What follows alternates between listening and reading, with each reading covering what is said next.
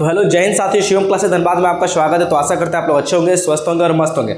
जैसा कि आप लोगों को पता है कि हम लोग का रेलवे का 40 डे का चैलेंज चल रहा था, जिसमें कि हम लोग क्या कर रहे थे कि समान अध्ययन है ना, रुकमनी का रेलवे वाला एग्जाम समान जानकारी और समान विज्ञान का चैप्टर वाइज कर, जिसमें 37 से 90 क्वेश्चन है, जिसमें कि आप लोगों ने थंबनेल में देखा। तो इसका टारगेट है कि हम लोग को इसको 30 दिन में पूरी तरह से खत्म कर देना है। तो आज ये दूसरा दिन है, कल थोड़ा सा कम क्वेश्चन हो पाया, लेकिन आज ये तीसरा दिन तो हमको उसको खत्म करना है। इसमें हम लोग क्या क्या कवर करने वाले, हिस्ट्री, सिविक्स, पॉलिटी, इस बुक के अकॉर्डिंग आपको मैं दिखा देता हूँ क्या क्या खत्म करेंगे बहुत कम समय में। इसके अकॉर्डिंग रेलवे में जितने भी हिस्ट्री, सिविक्स, पॉलिटी के आए हैं क्वेश्चंस, क्योंकि अब ऑथेंटिक चीज़ पढ़ने की जरूरत है। PYQ पढ़ने की जरूरत कैसा है, तो PYQ रेलवे में अभी तक जितने बेस्ट हिस्ट्री, पॉलिटी, जियोग्राफी हो गया, इकोनॉमिक्स, अर्थशास्त्र, जितने भी सबके आए हुए क्वेश्चन, पुस्तक सम्मान, पुस्तक लेखक, महत्वपूर्ण दशक, ये सब सीरीज में चल रहा है। तो अभी हिस्ट्री है, फिर पॉलिटी, फिर सिविक्स, जब ऐसे कर करके आपको पूरे 30 दिन में लगभग खत्म हो जाएगा। फिर उसके बाद आप लोग रिवीजन करना, ठीक है, लगातार। तो ये बुक तो फैक्ट बुक है, बहुत ही अच्छी बुक है। जिसके पास बुक नहीं भी होगी कोई दिक्कत नहीं, जो बुक खरीदना चाहते हो लिंक मैं डिस्क्रिप्शन बॉक्स में लगा दूंगा। तो कल तक हुआ था 40 क्वेश्चन हो चुका था, ठीक है।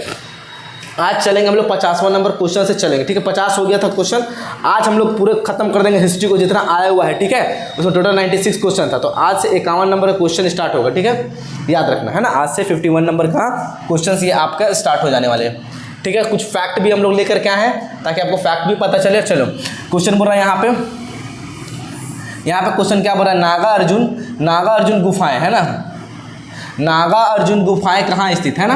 नागा अर्जुनी की गुफाएं कहाँ स्थित है, आपका आंध्र प्रदेश में है, असम में है, उड़ीसा में या बिहार में। तो कहाँ पे स्थित है, बिहार में स्थित है। नागा अर्जुन कहाँ पे है, RRPF कांस्टेबल में आया हुआ है, ठीक है। अब देखो नागा अर्जुनी गुफा के बारे में थोड़ा जान लेते हैं। तो नागा अर्जुनी हिल गुफाएं बिहार के जहानाबाद जिला, कहाँ पे, बिहार के जहानाबाद में। इन गुफाओं को बराबर की गुफाओं की तुलना में दशक बाद बनाया गया था। बराबर की गुफा के बाद बनाया गया था। बराबर की गुफाएं भी कहाँ है, आपके बिहार के गया में, याद रखना है, बराबर की गुफाएं, ठीक है, याद रखना है। और दशरथ मौर्य अशोक के पोते और उत्तराधिकारी प्रत्येक ने आजीविका संप्रदाय के लिए पवित्र किया था इसको, ठीक है। तो और नागार्जुन की गुफाएं में कुल कितनी, 3 गुफाएं शामिल है। कितनी गुफाएं शामिल है, 3 गुफाएं शामिल। गुफाओं का नाम क्या है, गोपी गुफा, वादितिका गुफा और वाइपका गुफा। ये आपको बातें याद रखनी है, ठीक है। तो ये फैक्ट था इसका, ठीक है। चलो अब अगले क्वेश्चन नंबर 52। चलो क्वेश्चन नंबर 52 में देखो, विश्व विरासत स्थल है ना, वर्ल्ड हेरिटेज साइट में महान सांची का स्तूप का निर्माण किया गया। कहाँ किया गया आपका बताना है, चालुक्य के द्वारा, समुद्र के द्वारा, अशोक के द्वारा। किसके क्या, सांची का स्तूप अशोक के द्वारा निर्माण कराया गया था, ठीक है। अब देखो कुछ फैक्ट इसके क्या है ना। तो सांची का स्तूप किसके क्या, रायसेन जिला है ना, मध्य प्रदेश के रायसेन जिला में सांची का स्तूप किसने बनाया, अशोक के द्वारा। यह मूल रूप से अशोक द्वारा 3री शताब्दी ईसा पूर्व में शुरू किया गया था। और यह विश्व विरासत धरोहर यूनेस्को में इसको कब शामिल किया है, 1989 में। तो ये सब फैक्ट आते हैं एग्जाम में, तो फैक्ट मैं लिखवा दिया ताकि आपका समय बच सके, ठीक है। तो 1989 में यूनेस्को की विश्व विरासत धरोहर में शामिल किया गया, ठीक है। तो ये रहा। चलिए अब आगे अगला क्वेश्चन है ना। चलिए यहाँ पे बताना है, गौतम बुद्ध ने महापरिनिर्वाण कहाँ पे, महापरिनिर्वाण मतलब कि अपना क्या बोलते हैं, शरीर को त्याग दिया। तो कहाँ पे, कुशीनगर। कहाँ पे, कुशीनगर में, ठीक है, याद रखना। सारनाथ में सबसे पहला उपदेश गौतम बुद्ध ने कहाँ दिया था, सारनाथ में दिया था, 4 ब्राह्मणों के सामने दिया था। बौद्ध ज्ञान में उनको प्राप्ति हुई थी, ज्ञान की प्राप्ति, ठीक है। अब देखो कुशीनगर में, उत्तर प्रदेश, कुशीनगर के उत्तर प्रदेश का एक महत्वपूर्ण ऐतिहासिक तीर्थ स्थल है, जहाँ भगवान बुद्ध को महापरिनिर्वाण प्राप्त हुआ था, है ना। अच्छा, महापरिनिर्वाण प्राप्त हुआ था, ठीक है। रामभर स्तूप उस स्थान को चिन्हित करता है, और उस स्थान को क्या नाम है, रामभर स्तूप के नाम से भी हम लोग जानते हैं, ठीक है। जहाँ भगवान बुद्ध ने महापरिनिर्वाण प्राप्त किया था, मतलब ज्ञान की प्राप्ति की थी, ठीक है। तो ये आपको याद रखना है, कहाँ पे महापरिनिर्वाण प्राप्त, कुशीनगर, उत्तर प्रदेश। और इसको चिन्हित करने के लिए कौन सा स्तूप बनाया गया, रामभर स्तूप, ठीक है। चलिए अब अगले क्वेश्चन की ओर। चलो अब देखो यहाँ पर अगला क्वेश्चन है, कांदरिया महादेव मंदिर की वास्तुकला। कांदरिया महादेव मंदिर आपका कहाँ, खुजराहो मंदिर के अंदर है। खुजराहो मंदिर के कहाँ है, परिसर के अंदर है। और इसमें वास्तुकला में कौन सी वास्तुकला शैली का उदाहरण है, ये कौन सी वास्तुकला शैली का उदाहरण, क्वेश्चन नंबर 54 है, ठीक है। कौन सी वास्तुकला का उदाहरण है, तो आपको ये बताना है। तो ये आपका कौन सी, आपका नागर है ना, कांदरिया नागर। और कांदरिया महादेव मंदिर खुजराहो मंदिर में ही है स्थित, ठीक है। खुजराहो मंदिर जो कि MP में है, ठीक है। तो याद रखो नागर शैली। तो यहाँ पे देखो कांदरिया महादेव मंदिर है आपका मध्य प्रदेश, कहाँ पे, मध्य प्रदेश के छतरपुर जिले में है। और खुजराहो मंदिर के नागर शैली के मंदिर का एक उत्कृष्ट, खजुराहो का मंदिर जो बना है नागर शैली के मंदिर का एक उत्कृष्ट उदाहरण भी है, ठीक है। तो ये देखो द्रविड़ मंदिर बनवाने का बहुत सारा शैली है। साउथ में लोग द्रविड़ शैली से बनाते थे, साउथ के लोग ठीक है। नॉर्थ के लोग नागर शैली से, नॉर्थ के लोग कैसे नागर शैली, और मिक्स, ये वैश्य शैली होता था मिक्स, है ना, दोनों को मिक्स, है ना, ये नया वाला, ठीक है, मिक्स करके बनाया जाता था, ठीक है, तो ये ध्यान देना है आपको। चलिए बात करते हैं तीसरे तमिल संगम की अध्यक्षता। उस समय क्या होता था, तमिल संगम की अध्यक्षता होती थी, ठीक है, तमिल का संगम कह रहे तो उसमें अध्यक्षता करते थे। तो तीसरे तमिल संगम की अध्यक्षता देखो आरपीएफ कांस्टेबल में, तो कहाँ पे हुआ था, नक्किरार में हुआ था। कहाँ पे हुआ था, नक्किरार में, याद रखना। अध्यक्षता किसने की थी, नक्किरार ने की थी। तुलसीदास ने किसके, मेघदूत, अभिज्ञान शकुंतलम की रचना की थी, ठीक है, याद रखना। चाणक्य के द्वारा विष्णुगुप्त, चाणक्य का अदर नाम क्या है, विष्णुगुप्त, कौटिल्य, चंद्रगुप्त मौर्य के क्या दरबार में ये रहते थे। तो तीसरा तमिल संगम की अध्यक्षता किसने की, नक्किरार ने किया, ठीक है। तो नक्किरार उत्तरी मदुरै में आयोजित तीसरे तमिल संगम की अध्यक्षता की। तो नक्किरार जो थे ये तमिल संगम की अध्यक्षता की, कहाँ पे, उत्तरी मदुरै में। कहाँ पे आयोजित हुआ था, उत्तरी मदुरै में, ठीक है। तो ये भी आप लोग फैक्ट जान लो। क्वेश्चन नंबर चलो 56 का देखो क्या है आपका दिया हुआ है ना। किसने गांधी जी से चंपारण में किसानों की समस्याओं पर ध्यान देने का अनुरोध किया था। तो देखो चंपारण में जब गांधी जी दक्षिण अफ्रीका से 9 जनवरी है ना, 9 जनवरी 1915 को जब दक्षिण अफ्रीका से लौट के आए तो सबसे पहला सत्याग्रह, व्यक्तिगत सत्याग्रह गांधी जी कहाँ पे किए, बिहार के चंपारण में किए। चंपारण में क्या था, अंग्रेजों के द्वारा पर 20 कट्ठा में 3 कट्ठा, है ना, 3 कट्ठा, आपको 3 कट्ठिया जिसको बोलते हैं, 3 कट्ठा में नील का खेती करना है। और नील का खेती करने से क्या होता था, जमीनों किसानों की जो होती थी उर्वरता क्षमता नष्ट हो जाती थी। तो गांधी जी ने बुलाया, और गांधी जी को बुलाया कौन, बिहार के राजकुमार शुक्ला जी ने बुलाया, तब जाके गांधी जी ने यहाँ पे चंपारण सत्याग्रह किया और इस प्रथा को हटाया गया, ठीक है। तो याद रखना है, समझ में आया। चलो अगला क्वेश्चन। तो राजकुमार शुक्ला चंपारण जिले के काश्तकार किसान के साथ अन्याय, ठीक है, याद रखना। ये कब हुआ था, चंपारण 1917 में हुआ था, ठीक है। और भारत के पहले सविनय अवज्ञा आंदोलन, पहले आंदोलन के रूप में यही जाना जाता है गांधी जी का, ठीक है। और इस तरह राजकुमार शुक्ला बहुत बड़ा योगदान था इनका भी, ठीक है। चलो क्वेश्चन नंबर 57 का क्या होगा, बोलो। महाराष्ट्र में अजंता की गुफाएं, अजंता की गुफाएं कहाँ आपका, महाराष्ट्र में, है ना। गुफाओं में पेंटिंग और मूर्तियाँ, वहाँ पे गुफाओं में बहुत अच्छी पेंटिंग और नक्काशी करके मूर्तियाँ बनाई गई। वह डैश कहानियों को दर्शाता है। कौन से कहानियों को दर्शाता है, तो बौद्ध कहानियों को दर्शाता है। कौन सी कहानियों को, वहाँ पे जो पेंटिंग है महाराष्ट्र में अजंता की गुफाओं में, डैश किसको बनाता है, बौद्ध कहानियों को वो आपका दर्शाता है। कुछ फैक्ट यहाँ पे देख लो। तो महाराष्ट्र में अजंता की गुफाओं में बौद्ध कथाओं को चित्रित करने वाली पेंटिंग और मूर्तियाँ हैं। और अजंता की गुफाएं 30 रॉक कट बौद्ध गुफाएं हैं। अजंता की गुफाओं में कितना, 30 टोटल रॉक कट, पत्थर को काट कर बौद्ध गुफाएं को बनाया गया है, जो पूरा पत्थर का है, ठीक है, उसको काट करके बनाया गया है ना। और जो औरंगाबाद महाराष्ट्र के कहाँ पे, औरंगाबाद में स्थित है, ठीक है, ये ध्यान देना आपको। क्वेश्चन नंबर 58 देखो यहाँ पे क्या बोल रहा है, निम्नलिखित में से कौन सा एक प्राचीन बौद्ध ग्रंथ है। प्राचीन बौद्ध ग्रंथ कौन है, रघुवंशम है। क्या रघुवंशम तो कालिदास के द्वारा लिखा गया, विष्णु पुराण, ऋतु संहार भी ये दोनों कालिदास के, ऋतु संहार, रघुवंशम कालिदास के द्वारा लिखा गया, ये दोनों, ठीक है, याद रखना। ये दोनों किसके द्वारा है, कालिदास के द्वारा लिखा गया।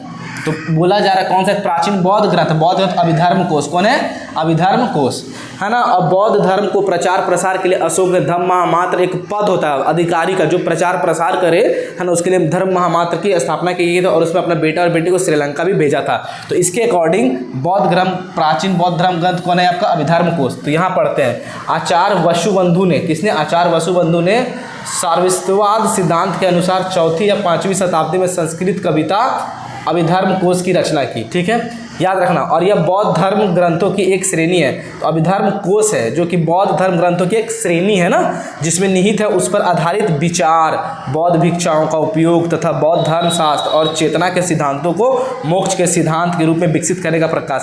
मतलब क्या क्या है उसमें विचार, बौद्ध धर्म के भिक्षाओं के बारे में, है ना, चेतना का सिद्धांत के बारे में लिखा गया अभिधर्म कोश में, ठीक है, ये सीरीज है, समझ में आया। तो इसका आंसर ये हो जाएगा। चलो 59 का देखते हैं। 59 का देखो, विशिष्ट द्वैतवाद दर्शन के संस्थापक कौन है, तो विशिष्ट द्वैतवाद के संस्थापक कौन है, रामानुजाचार्य।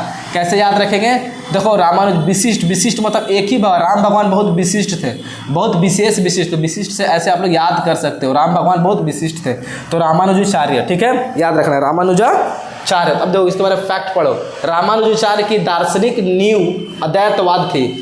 रामानुज की दार्शनिक नींव अद्वैतवाद है, जिसे हिंदू परंपरा में विशिष्टवाद कहा जाता है। क्या कहता है, विशिष्टाद्वैत का। उसके विचार वेदांत में 3 उपकेंद्रों में से एक है, अन्य 2 अंतिम शंकर के और माधवाचार्य के। देखो यहाँ पे याद रखना, शंकराचार्य के कौन है? अद्वैतवाद। याद रखना, शंकराचार्य के अद्वैतवाद और माधवाचार्य के द्वैतावाद, ठीक है। और रामानुजाचार्य के विशिष्टावाद, ये तीनों याद रखना। शंकराचार्य के कौन है? अद्वैतवाद। माधवाचार्य के कौन है? द्वैतवाद। ये आएगा, इसी तीनों में से क्वेश्चन आता है। और विशिष्टतावाद क्या है? रामानुजाचार्य के, ठीक है। चलिए अगला क्वेश्चन है। अगला क्वेश्चन देखो क्या है आपका, भगवान महावीर का मूल नाम क्या था? भगवान महावीर का मूल नाम क्या था? तो महावीर का मूल नाम क्या था? महावीर को थे 24वें तीर्थंकर थे, जैन धर्म के 24वें तीर्थंकर थे, ठीक है। और इनका मूल नाम क्या था? वर्धमान था। सिद्धार्थ तो किसका था? बुद्ध का था। इसका answer number 3 is the right answer आपका हो जाने वाला है, ठीक है।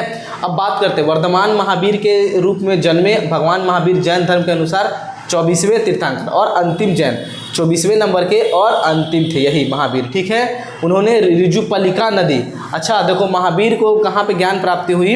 ऋजुपलिका नदी, जो कि अभी बराकर नदी के नाम से जाना जाता है, अभी कलकत्ता के बराकर नदी है ना, वेस्ट बंगाल को। तो ऋजुपलिका नदी के तट पर एक साल वृक्ष के नीचे केवल ज्ञान की प्राप्ति हुई।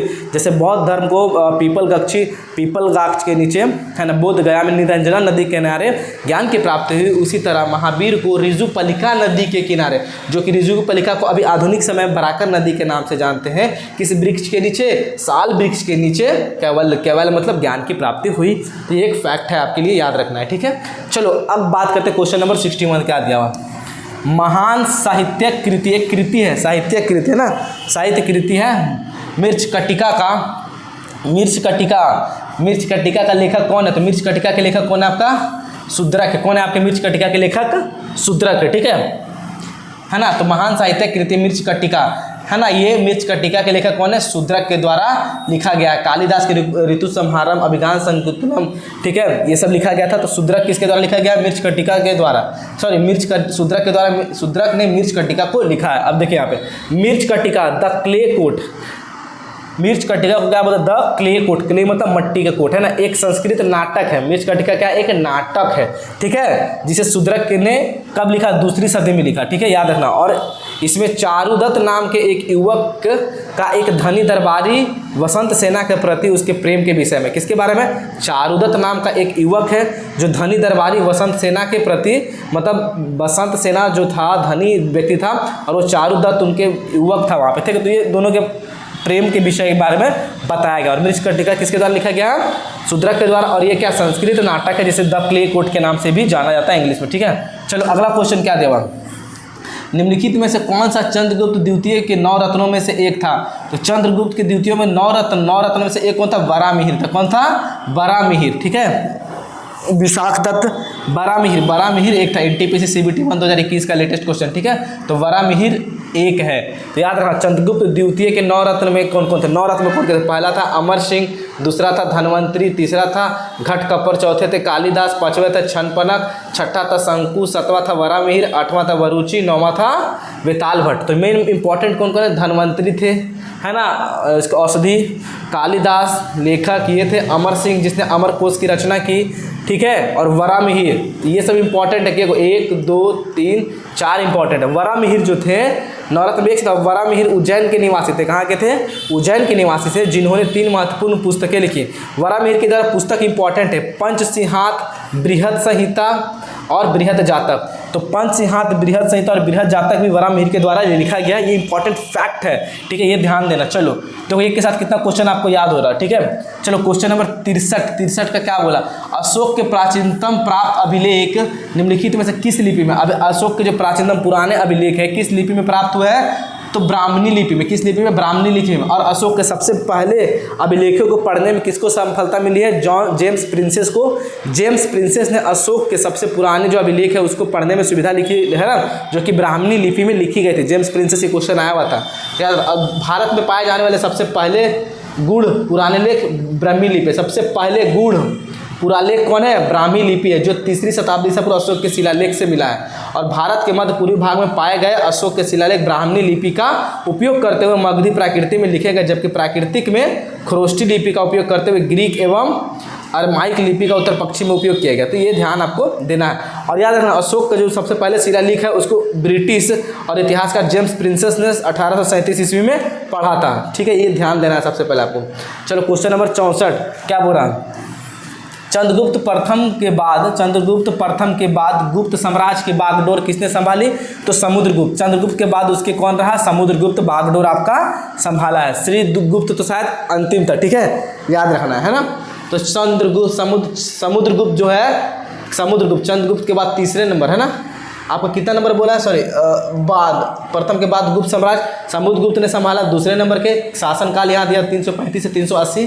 चंद्रगुप्त प्रथम और कुमार देवी, देखो चंद्रगुप्त प्रथम जो पहले थे गुप्त साम्राज्य की स्थापना की चंद्रगुप्त प्रथम, और उनका विवाह कुमार देवी का पुत्र था। ठीक है, चंद्रगुप्त प्रथम और कुमार देवी इसकी माँ थी समुद्रगुप्त का। ठीक है, और समुद्रगुप्त को भारत का नेपोलियन भी कहा जाता है। मौर्य साम्राज्य की गद्दी पे बैठा, याद रखना। पश्चिमी विद्वान उसकी नेपोलियन से करते, पश्चिमी विद्वान उनके नेपोलियन से, समुद्रगुप्त को भारत का नेपोलियन भी कहा जाता है। अभी बताएं, ठीक है, क्यों कहा जाता है नेपोलियन? क्योंकि व्यापक सैन्य विजय के कारण उसे भारत का नेपोलियन, मतलब बहुत सैन्य में जो है ना बहुत तरीका बहुत अच्छा था उनका। ठीक है, विजय प्राप्त करने में। ठीक है, इसलिए भारत का नेपोलियन कहा जाता था। उसके दरबारी कवि मंत्री हरिसेन इलाहाबाद स्तंभ या प्रयाग स्तंभ में रचना की। ठीक है, याद रखना। इनके दरबारी कवि कौन थे? हरिसेन। चलो क्वेश्चन नंबर 66 क्या बोल रहा है? 66 है ना आपका? 64, अच्छा 64 का 65, हाँ 64 के बाद 65। ठीक है, चलो क्या क्वेश्चन पे?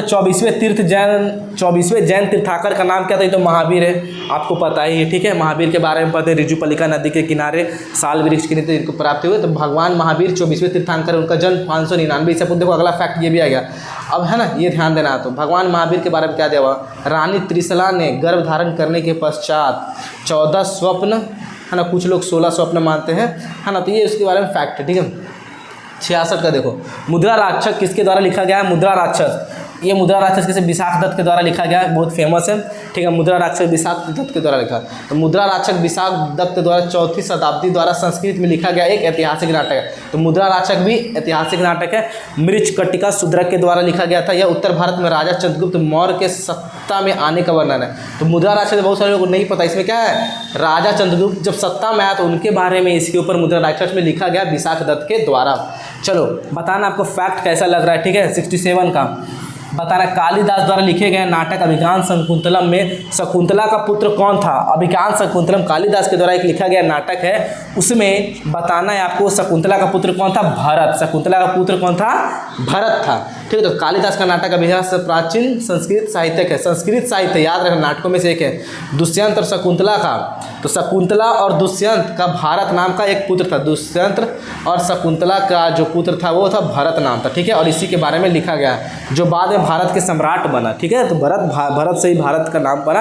और इसके माता पिता कौन थे? दुष्यंत और शकुंतला। बहुत से लोगों को ये फैक्ट नहीं पता होगा, तो जानकारी अच्छी लगी तो आप लोग कॉपी में नोट डाउन करते रहना। ठीक है, 68 का देखो क्या बोलता है। पुरातात्विक स्थल सरकोटा, है ना, सरकोडाटा कहाँ, किस राज्य में स्थित है? सरकोडाटा कहाँ पे? गुजरात में। कहाँ पे आपका? गुजरात में। तो ये ध्यान देना है। सुरकोटा गुजरात के भुज के जिले के उत्तर पूर्व में 3.5 एकड़ में फैला एक छोटा सा पुरातत्व स्थल है ना। पुरातत्व स्थल है जो रोपड़ से लगभग 50 किलोमीटर दूर है। तो सुरकोटा कहाँ पे? आपका गुजरात में। इसकी खोज किसने की? भारतीय पुरातत्व सर्वेक्षण आर्कियोलॉजी सर्वे ऑफ इंडिया के द्वारा जगतपति जोशी ने किया। ठीक है, तो ये ध्यान देना आपको।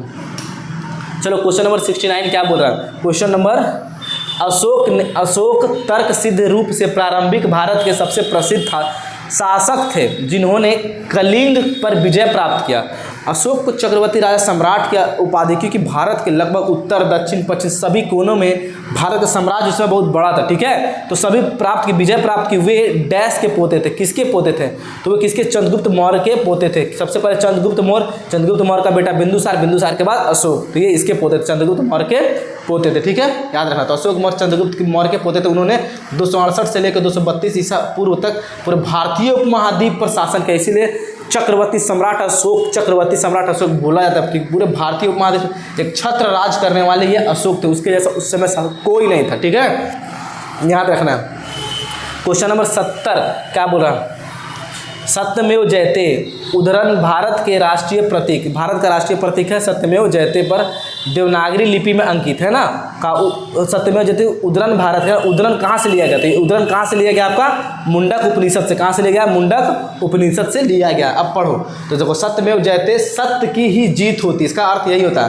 प्राचीन भारतीय ग्रंथ मुंडक उपनिषद का एक मंत्र है। प्राचीन जो भारतीय ग्रंथ है मुंडक उपनिषद का एक मंत्र है जो कि है सत्यमेव जयते। और भारत की स्वतंत्रता के पश्चात इसे भारत का राष्ट्रीय आदर्श वाक्य, भारत का राष्ट्रीय आदर्श वाक्य के रूप में अपनाया गया इसे सत्यमेव जयते को। और ये राष्ट्रीय प्रतीक के आधार पर लिपि के रूप में अंकित है। किसके रूप में? लिपि के रूप में अंकित। तो समझ में आया यहाँ पे फैक्ट आपको? ठीक है, चलो अगला क्वेश्चन आपको देखूं। महाभारत का मूल नाम क्या है? महाभारत का मूल नाम क्या है? जय संहिता। सभी लोगों को पता होगा क्या है? जय संहिता। महाभारत का मूल नाम क्या है आपका? जय संहिता। अब कुछ फैक्ट इसके बारे में देखो। महाभारत के मूल संस्करण को जय संहिता, जिसमें 8800 श्लोक है, ये ध्यान देना। महाभारत में कितने हैं? 8800 श्लोक है। उसका पुराना नाम क्या है? जय संहिता के नाम से जाना जाता है। इसे वेद व्यास द्वारा रचित, महाभारत तो किसके द्वारा रचित किया है? वेद व्यास। किसके द्वारा भैया? वेद व्यास के द्वारा। 24,000 श्लोक है जिसे भारत कहा गया। ठीक है, अतः महर्षि व्यास जी के शिष्यों के द्वारा किए गए परिवर्तन के कारण इसमें श्लोकों की संख्या बढ़ करके कितना हो गया? इकाई, दहाई, सैकड़ा, हजार, 10,000, लाख। सोच लो, लाख हो गया। पहले कितना था? 8800 श्लोक था शुरू में पुराना वाला मूल संस्करण में, लेकिन बढ़ा करके महर्षि द्वारा, है ना, तो ये 1 लाख हो गए। इसे महाभारत कहा जाने लगा जब इसे महाभारत कहा जाने लगा। ठीक है, जब महाभारत कहा जाने लगा तो इसमें श्लोक कितना बढ़ गया? किसके द्वारा? महर्षि व्यास के शिष्यों के द्वारा। और इस प्रकार इसे विजया, फिर भारत और अंत में महाभारत कहा जाने लगा। ठीक है, इसे विजया, फिर भारत और अंत में महाभारत कहा जाने लगा। तो ये ध्यान आपको देना है। ठीक है, चलिए ये फैक्ट आपको पता था ना। देखो, करवाना कोई बड़ी बात नहीं है, मेरे को MCQ करवा देता, लेकिन फैक्ट ला करके रख दिया ताकि, और बहुत सारी चीज़ मैं लिखता, अब भूल भी जाते। ठीक है, समय नहीं मिलता, तो इसीलिए मैं यहाँ पे आपको लिख दिया हूँ सारा चीज़। 72 का देखो, धोलावीरा। धोलावीरा राज कहाँ है? तो धोलावीरा तो भाई गुजरात में है। सुचकोटा भी गुजरात में था। अभी पढ़े थे राजस्थान में, क्या है आपका बताना? कालीबंगन राजस्थान में ना। ठीक है, तो ये गुजरात में है। ठीक है, धोलावीरा। तो अब देखो, धोलावीरा गुजरात के कच्छ जिले, कहाँ पे? गुजरात के कच्छ जिले में भरूच तालुक में स्थित है। पुरातात्विक स्थल है, हड़प्पा ये सब भी था पुरातात्विक स्थल। ठीक है, स्थानीय रूप में इसे कोडा टिम्बा के रूप में भी जाना जाता है। इस स्थल पर प्राचीन सिंधु घाटी सभ्यता, हड़प्पा शहर के खंडर पाए गए यहाँ पे गुजरात में। ठीक है, तो ये भी आप लोग को ध्यान देना है। 73 का देखो क्या है? 73 का क्या बोल रहा है? इनमें से किसने मौर्य प्रशासन के अध्यक्षों के विभिन्न विभागों के अधीक्षकों के रूप में, मौर्य प्रशासन में अध्यक्ष के विभिन्न विभाग, अध्यक्ष के जब विभिन्न विभाग हुआ करते थे, कि अधीक्षक के रूप में उल्लेखित किया गया? किसने? तो मेगास्थनीज। किसने? मेगास्थनीज। ठीक है, अच्छा मेगास्थनीज नहीं 2 होगा, सॉरी कौटिल्य। अच्छा, अध्यक्ष के बारे में किसने? कौटिल्य। मेगास्थनीज, सॉरी मेगास्थनीज चंद्रगुप्त द्वितीय के समय था। ये मौर्य वाला कौटिल्य। ठीक है, मौर्य प्रशासन बोलेगा तो कौटिल्य का चर्चा होगा। ठीक है, तो कौटिल्य होगा ना, ये ध्यान देना। तो केंद्रीय प्रशासन का संचालन अत्यधिक कुशल अधीक्षक या द्वारा करते थे, जो कि विभिन्न विभागों का देखभाल। कौटिल्य ने अपने अर्थशास्त्र के द्वारा पुस्तक में लगभग 27 अध्यक्षों की कार्य प्रणाली का विवरण किया। ठीक है, मुझे चंद्रगुप्त द्वितीय वाला याद आ गया था, मेगास्थनीज मैंने मारा। ठीक है, ये कंफ्यूजन होता है। मेगास्थनीज चंद्रगुप्त द्वितीय के शासनकाल में आया था। ठीक है, देखिए मौर्य बोलेगा तो कौटिल्य। और इन्हें अर्थशास्त्र के जनक कहा जाता था उस समय। 27 अध्यक्षों की कार्यप्रणाली का विवरण दिया जाता है। ठीक है, तो ये ध्यान देना। 74 में देखो, विनय और सूत पीटक, इनमें से किसकी शिक्षाओं का संकलन है? तो गौतम बुद्ध। विनय पीटक, सूत पीटक, है ना, याद रखना। त्रिपीटक है, त्रिपीटक जो पढ़ते हैं हम लोग। त्रिपीटक 3 मुख्य श्रेणी है जो बौद्ध ग्रंथ से संबंधित है: सूत पीटक, विनय पीटक और अभिधम पीटक। ठीक है, याद रखना है। चलो 75 का क्या बोल रहा है? ठीक है, 75 का क्या बोला? बोधिसत्व की अवधारणा इनमें से किस संबंध? बोधिसत्व की अवधारणा। तो बौद्ध धर्म जा करके लास्ट जो कश्मीर में बौद्ध संगीति हुआ था, तो बौद्ध धर्म 2 भागों में बट गया था। बौद्ध धर्म लास्ट में 2 भागों में बट गया था। ठीक है, हीनयान और महायान। हीनयान और महायान में बट गया था। ठीक है, कहाँ? कश्मीर में जो लास्ट हुआ था कश्मीर में। ठीक है, तो हीनयान बौद्ध धर्म। तो इससे बोधिसत्व का संबंध कौन सा धर्म से है? हीनयान बौद्ध धर्म से। ठीक है, आगे जाके जैसे कि जैन धर्म 2 भागों में बट गया, श्वेतांबर और एक दिगंबर। श्वेतांबर जो श्वेत कपड़े पहनते थे, दिगंबर जो क्या कुछ कपड़े नहीं पहनते थे। ठीक है, याद है। तो बोधिसत्व प्रबुद्ध प्राणी है, प्रारंभिक रूप से महान दया से प्रेरित बोधिसत्व जनित सभी संवेदनशील प्राणियों को लाभ के बारे में इच्छा से बुद्धि प्राप्त करने के बुद्धिस्ट माना था। ठीक है, चलो क्वेश्चन नंबर 76। अशोक के किस शिलालेख में कलिंग युद्ध में अशोक की विजय, अशोक ने कलिंग पर जब विजय प्राप्त किया था तो किस शिलालेख में इसको उल्लेख किया गया, तो वो कौन है, 13वें शिलालेख। कौन सा है, 13वें शिलालेख में, ठीक है, याद रखना। तो 13वां शिलालेख अशोक के एक आक्रमण एवं हिंसक के योद्धा से एक महान प्रेमी एवं शांति के उपदेशक के रूप में परिवर्तन का वर्णन करता है। देखो 13वें शिलालेख अशोक, है ना। और यह कलिंग युद्ध के अंत में जारी, कलिंग युद्ध जब अंत हो गया तो उसमें शिलालेख बनाया गया था ना। और कलिंग युद्ध का प्रत्यक्ष एवं तत्काल प्रभाव अशोक का बौद्ध धर्म में परिवर्तन। जब कलिंग युद्ध हुआ तो अशोक को लगा यार, देखे जब मृत सैनिक देखा, ये सब देखा, तो उसको हृदय परिवर्तन हो गया, ये क्या किया है, ठीक है। तो वो फिर जाकर उस समय उसको लगा तो फिर उन्होंने बौद्ध धर्म अपनाया, ठीक है, बौद्ध धर्म को अपनाया। 77 का देखो क्या दिया हुआ है, 77 का क्या दिया हुआ है, निम्नलिखित में से कौन सा विकल्प भारत के इतिहास में सही कालानुक्रम है, कौन से काल के क्रमानुसार दिया हुआ है। तो सबसे पहले कौन आया, मौर्य साम्राज्य, ठीक है, सबसे पहले मौर्य साम्राज्य, उसके बाद गुप्त साम्राज्य, उसके बाद आया आपको दिल्ली सल्तनत, उसके बाद आया मुगल। कौन सा होगा सबसे पहले, ठीक है, पहला क्यू, फिर उसके बाद 2, ठीक है। तो option number first is the right answer, ठीक है। तो ये ध्यान देना, मौर्य साम्राज्य 300 से 122 ईसा पूर्व, गुप्त साम्राज्य 3वीं शताब्दी, दिल्ली सल्तनत, फिर मुगल साम्राज्य लास्ट में। ऐसे भी मार सकता हूँ, मुगल साम्राज्य सबसे लास्ट में आया, ठीक है। मुगल कितना क्यू, जो क्यू है ना, मुगल, ठीक है। तो ये याद रखना है क्रमानुसार, पहले जो आया मौर्य, ठीक है, फिर उसके बाद मुगल का आर सबसे लास्ट में, ठीक है। ऐसे भी आप लोग ध्यान में रखना, ठीक है। चलो अगला क्वेश्चन दिया हुआ, प्राचीन धर्म ग्रंथ अष्टधाई के लेखक कौन है, पाणिनि। अष्टधाई के लेखक कौन है, पतंजलि का कौन है, बताना आपको, पतंजलि का कौन है। अष्टधाई किसके द्वारा लिखा गया, पाणिनि के द्वारा। तो अष्टधाई के लेखक पाणिनि थे। यह 5वीं से 6ठी ईसा पूर्व में लिखी गई व्याकरण पर एक संस्कृत है। तो पाणिनि क्या है, आपका व्याकरण पर लिखी एक संस्कृत ग्रंथ है, ये भी ध्यान देना, आता है क्वेश्चन, ठीक है। 79 का देखो, 79 का क्या है, सुश्रुत संहिता किस विषय से संबंधित है, तो धर्म एवं पुराण, चिकित्सा एवं शल्य। तो सुश्रुत जो है ना आपका चिकित्सा से संबंधित, सुश्रुत है ना, सुश्रुत खुद एक चिकित्सक थे, ठीक है। और ये चिकित्सा एवं शल्य मतलब सर्जरी, उस समय भी सर्जरी हुआ था तो उसके बारे में इसमें लिखे थे सुश्रुत संहिता में, ठीक है, याद रखना है। तो सुश्रुत संहिता 6ठी शताब्दी से प्रसिद्ध चिकित्सक एवं सर्जन सुश्रुत, उस समय भी सर्जन हुआ करते थे, देख लो सुश्रुत, क्या नाम है सर्जन का, सुश्रुत। और ये मेडिकल के बारे में, शल्य चिकित्सा सर्जरी के बारे में लिखते थे, ठीक है। सुश्रुत संहिता याद रखना, यह औषधि एवं शल्य चिकित्सा पर लिखी गई एक ग्रंथ है। क्वेश्चन नंबर 80 देखो, 80 में क्या दिया हुआ है, उपनिषद शब्दों में उपनिषद में उप का मतलब क्या होता है, तो उपनिषद में उप का मतलब क्या होता है, निकट। उप का मतलब क्या होता है आपका, निकट। और निषद का मतलब बैठना, मतलब नजदीक आकर के बैठना, का कोई ज्ञान का प्राप्त, इसीलिए, ठीक है। तो संस्कृत शब्द उपनिषद में उप का मतलब क्या होता है, निकट। उप का मतलब क्या होता है, निकट। और जो निषद बचता है, निषद का मतलब बैठना, ठीक है। और इसका अनुवाद पास बैठना, मतलब उप मतलब निकट, निषद मतलब बैठना, मतलब पास बैठना, ताकि आध्यात्मिक जब ज्ञान हो करते समय शिक्षक के पास बैठने वाले सब। तो ये आपको पता नहीं था, बताना कैसा लग रहा फैक्ट आपको, ठीक है।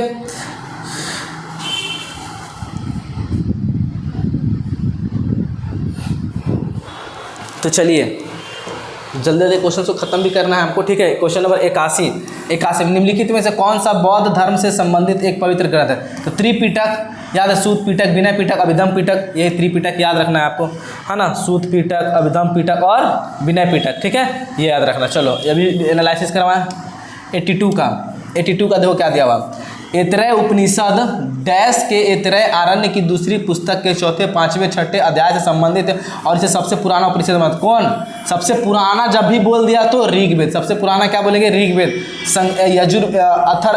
क्या बोलते हैं, अथर्ववेद में जादू टोना होता था, सामवेद में संगीत के बारे में। तो सबसे पुराना कौन बोलेगा आपका, सबसे पुराना बोलेगा तो ऋग्वेद, याद रखना है। तो ऐतरेय उपनिषद के अनुसार सबसे पुराना उपनिषद में से एक है जो ऋग्वेद के ऐतरेय आरण्य से संबंधित है, ये ध्यान देना आपको। चलो क्वेश्चन नंबर 83 जैन धर्म से संबंधित जल मंदिर, एक जल मंदिर जिसका संबंध जैन धर्म से है, निर्माण किसने कराया था, राजा नंदीवर्मन ने करवाया। किसने करवाया, राजा नंदीवर्मन ने करवाया। ग्रुप डी 2022 वाला में पूछा गया, ठीक है। जल मंदिर याद रखना, जल मंदिर कहाँ है, महावीर के बड़े भाई, जल मंदिर मूल रूप से महावीर के बड़े भाई राजा नंदीवर्मन ने करवाया। कौन, महावीर कितने नंबर के तीर्थंकर थे, 24वें तीर्थंकर थे जैन धर्म के, ठीक है। और अंतिम, और इसके बड़े भाई राजा नंदीवर्मन ने करवाया जल मंदिर का, ठीक है।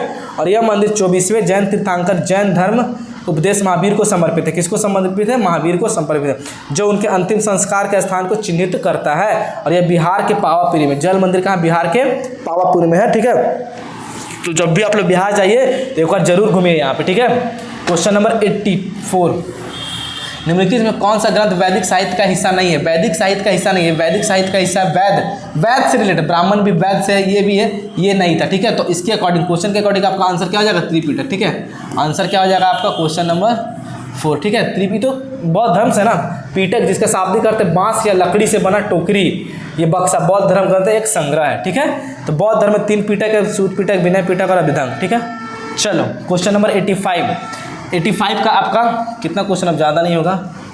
ठीक है, हाँ 85 का आपको बताना है, गौतम बुद्ध को ज्ञान की प्राप्ति निम्नलिखित किस शहर में हुई? किस शहर में हुई? बौद्ध गया में। और गौतम बुद्ध का जन्म, ये ज्ञान मिला, यहाँ पे क्या मिला इनको? ज्ञान। जन्म हुआ लुम्बिनी, नेपाल, जन्म। ठीक है, याद रखा। तो गौतम बुद्ध ने बिहार के बोध गया में पीपल पेड़ के नीचे ज्ञान प्राप्त की, जिसे अब बोधि वृक्ष के नाम से जाना जाता है। ज्ञान की प्राप्ति 49 दिनों तक निरंतर ध्यान में होने के बाद प्राप्त हुआ। इस प्रकार बाद में उन्हें बुद्ध या जागृति व्यक्ति, बुद्ध मतलब जागृत व्यक्ति को या प्रबुद्ध व्यक्ति कहा जाने लगा। गौतम बुद्ध को बुद्ध धर्म का संस्थापक भी माना जाता है। ठीक है, चलो क्वेश्चन नंबर 86, दिगंबर संप्रदाय इनमें से किस धर्म? तो अभी बताया था दिगंबर क्या है? जैन धर्म, क्योंकि जैन धर्म 2 भागों में बट गया था, श्वेतांबर और दिगंबर। श्वेतांबर और दिगंबर, श्वेतांबर सफ़ेद कपड़े। श्वेतांबर की स्थापना किसने की थी? स्थूलभद्र। किसने की थी? स्थूलभद्र ने। और दिगंबर की भद्रबाहु ने। और इसी भद्रबाहु से कौन? चंद्रगुप्त मौर्य को दीक्षा मिली थी। ठीक है, ये याद रखना। ठीक है, याद रखना, भद्रबाहु चंद्रगुप्त मौर्य को जैन धर्म अपनाने का अपनाया था इसके थ्रू। तो दिगंबर जैन धर्म के 2 प्रमुख संप्रदाय में से एक है, जिसे दूसरा श्वेतांबर है। ठीक है, तो दूसरा क्या? श्वेतांबर है, जैन धर्म से, याद रखना, जिसके है ना। तो ये आप लोग ध्यान देना, दिगंबर जो भिक्षु, किसी भी भौतिक वस्तु को लगाव नहीं होता, दिगंबर सफ़ेद कपड़े कहते हैं। ठीक है, सुख सुविधा से इनको मतलब नहीं है। चलो, निम्नलिखित में से किस वेद को कर्मकांड बुक ऑफ रिचुअल्स के रूप में जाना था? तो किसे कहा था? यजुर्वेद, अथर्ववेद को कहा था। ठीक है, यजुर्वेद ये यजुर्वेद होगा आपका। यजुर्वेद को कर्मकांड है ना, रिचुअल्स, कर्मकांड में जो मंत्र वगैरह पढ़े जाते हैं, ठीक है, उसको सामवेद तो संगीत वाला, ऋग्वेद सबसे पुराना में, तो यजुर्वेद हो जाएगा। तो यजुर्वेद को अनुष्ठानों की पुस्तक, द बुक ऑफ रिचुअल्स के रूप में भी जाना जाता है ना। याज्ञिक अनुष्ठान के लिए मुख्य रूप से गद्य मंत्रों का वेद है। यजुर्वेद के 2 भाग है, कृष्णा यजुर्वेद एवं शुक्ल यजुर्वेद में विभाजित किया गया। और यजुर्वेद के पुरोहित को क्या कहा था? अहर्क्यू कहा जाता है। इसके जो पुरोहित इसे क्या कहा था? अहर्क्यू कहा जाता है। ठीक है, चलो क्वेश्चन नंबर 88 का देखना, निम्नलिखित में से कौन सा 4 वेदों में सबसे पुराना और बड़ा वेद है? कौन है आपका? ऋग्वेद सबसे पुराना। तो 4 वेदों में ऋग्वेद सबसे पुराना है, लगभग 3500 वर्ष पूरे रचित या संस्कृत के किसी इंडो यूरोपीय भाषा की सबसे पुरानी पुस्तक है। ऋग्वेद में 1000 से अधिक श्लोक शामिल हैं।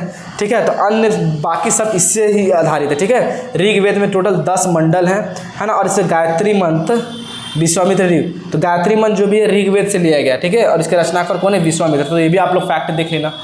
ठीक है, चलो क्वेश्चन नंबर 89, यजुर्वेद डैश से संबंधित। यजुर्वेद किससे संबंधित? यज्ञ के अनुष्ठान, य से यज्ञ, य से यजुर्वेद। ठीक है, और कर्म कांडों से कौन है? आपका यजुर्वेद था। ठीक है, कर्म कांड में कौन था?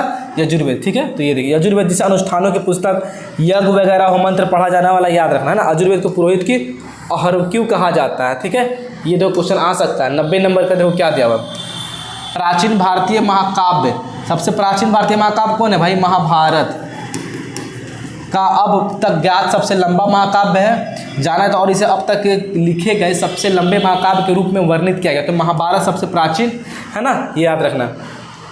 ठीक है, महाभारत, रामायण किसके? वाल्मीकि के द्वारा लिखा गया है। ठीक है, अब बात करते हैं सबसे महाभारत के बारे में, है ना। तो महाभारत सबसे, इसका पुराना नाम क्या है? जय संहिता है। इसका पुराना नाम क्या है आपका?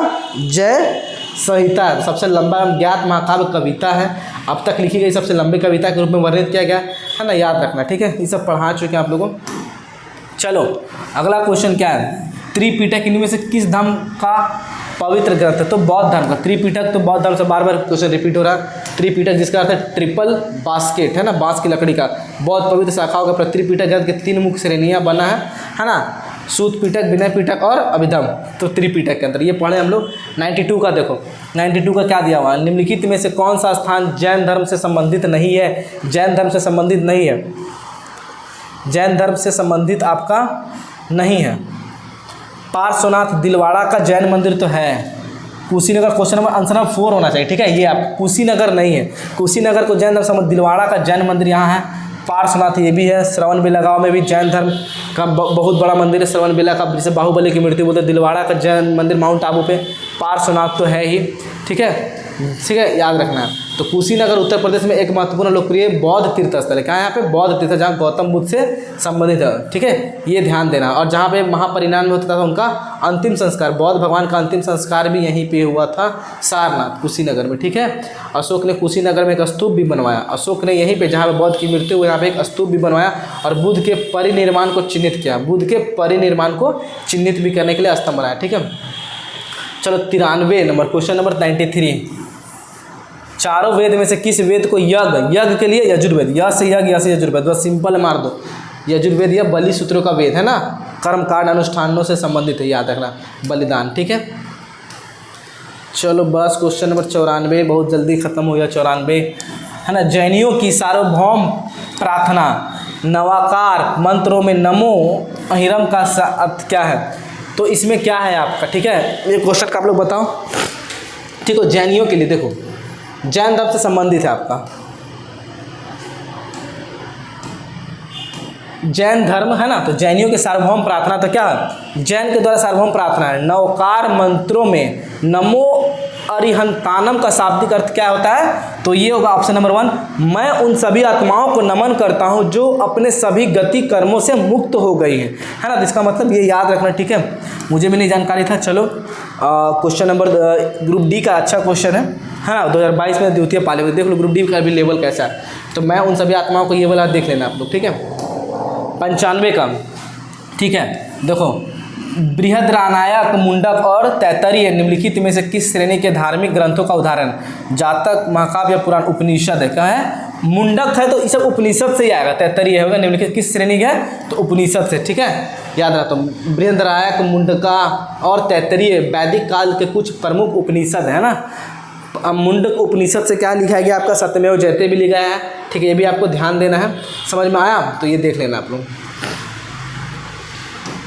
क्वेश्चन नंबर 96, क्वेश्चन नंबर 96, जब कोई तीर्थकार अपने नश्वर शरीर को छोड़ता है तो इसे डैश के रूप में जाना जाता है, किसे, निर्वाण के रूप में जाना था ना, परिनिर्वाण, बौद्ध धर्म का परिनिर्वाण कुशीनगर में हुआ है ना। तो जब शरीर छोड़ता है तो निर्वाण के रूप में जाना जाता है, तो ये याद देना। तो जब कोई तीर्थकर अपने नश्वर शरीर को छोड़ता है तो उसे निर्वाण के रूप में जाना जाता है। यह अंतिम मुक्ति मतलब मोक्ष को संदर्भित करता है और निर्वाण में शरीर और आत्मा को छोड़े जाने वाली ऊर्जा को मुक्त करती है।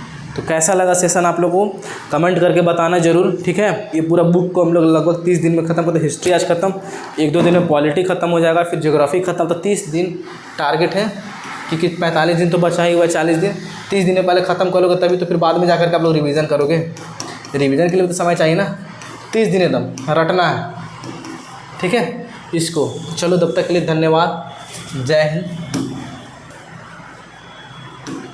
कोशिश करता हूँ PDF आप लोग को उसको देने के लिए।